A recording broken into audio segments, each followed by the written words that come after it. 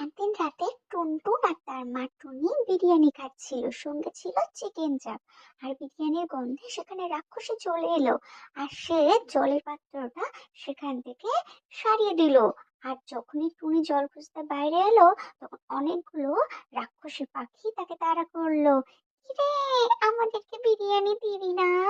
আমাদেরকে একটু বিরিয়ানি দে। আর টুনি ভয় পেয়ে তাড়াতাড়ি বাড়ি চলে এলো। আর সেই যেই জলটা খেতে গেল, আর রাক্ষসী তার দেহের মধ্যে ঢুকে গেল। টুনি তখন একটা ভয়ঙ্কর রাক্ষসীতে পরিণত হলো, আর টোনাকেও একটা ভয়ঙ্কর রাক্ষসীতে পরিণত করে দিল। তখন তারা সাধু বাবার কাছে গেল।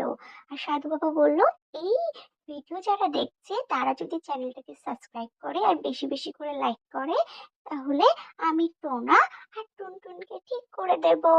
সবাই ভালোবেসে অনেক অনেক লাইক করলো, তাই জন্য টুনি আর টুনটুন আবার সুস্থ হয়ে গেল।